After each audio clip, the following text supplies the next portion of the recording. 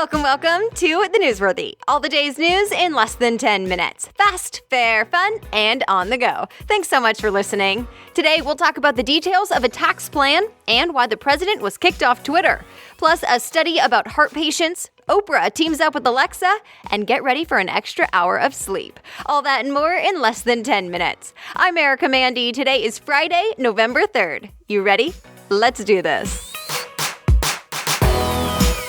The first full version of a proposed tax plan is now out, so let's dive into at least a couple of the details. For one, there's a big tax cut to corporations. The New York Times reports corporations right now get taxed 35%. With this plan, it would go down to 20%. For individuals and families, Business Insider reports the highest tax bracket, so for the people who make the most money, would still be taxed the same. But then there would be 4 other brackets: 0, 12, 25, and 35%. Here's the other biggie. On one hand, the standard deduction would go up, pretty much doubling for some. But it gets rid of most personal itemized deductions. So, for example, you would no longer be able to deduct student loan interest or the cost of moving. The plan would also limit the popular mortgage interest deduction, but increase the child tax credit.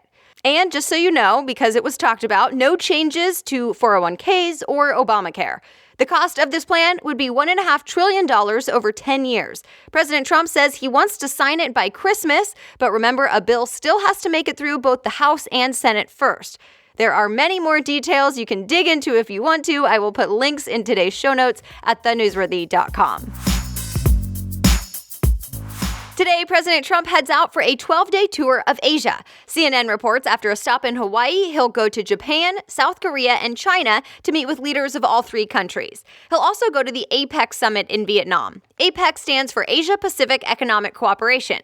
But wait, there's more. President Trump will then head to the Philippines for meetings there as well. So this could all get a bit tricky. Some say this trip will be a sort of test for the president's deal-making skills and diplomacy. With all the tension surrounding North Korea, that will likely be the focus of the talks. President Trump has made his pick for the next Federal Reserve chairman. He nominated Jerome Powell. He's been trained as a lawyer, but his background is in investment banking. Powell will take over for Janet Yellen starting in February, assuming the Senate confirms him.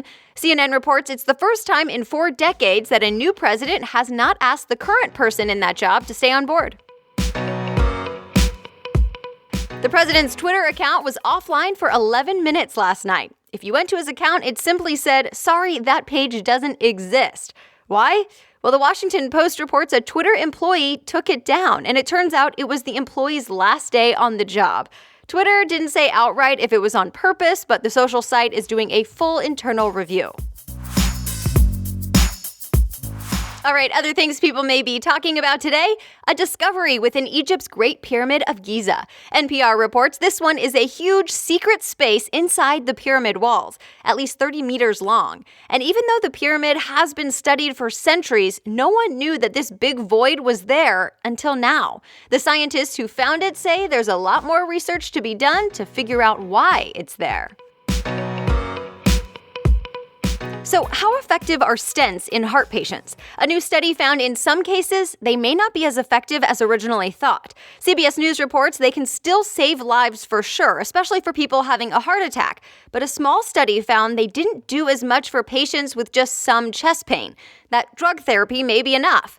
A stent is basically a tiny wire mesh tube that gets put into an artery to help keep it open. Some experts say if the same results hold up in larger studies, it could change how doctors treat certain heart conditions. Oprah is teaming up with Alexa, like Amazon Alexa. TechCrunch says it's the first celebrity voice to be on the device, but Oprah won't be answering all of your questions. It's only for a holiday shopping promotion. So you can say, "Alexa, let's shop Oprah's favorite things." I don't know if you're aware, but I love truffle. And yes, that's Oprah's voice telling you about one of her favorite products. Then you say yes or no, and you get the idea. So the big question is, will you be willing to say yes and buy right then and there without seeing a picture or video of the product? Of course, a list of her favorite things is also online. Another one bites the dust. The magazine Teen Vogue will no longer send out a print version. And yes, there was still a print version. Now it's going digital only. The Wall Street Journal says many magazines have struggled to get print advertising, so this isn't really a surprise, especially when they're trying to reach young people like teens. Condé Nast owns Teen Vogue and said everything online will stay the same.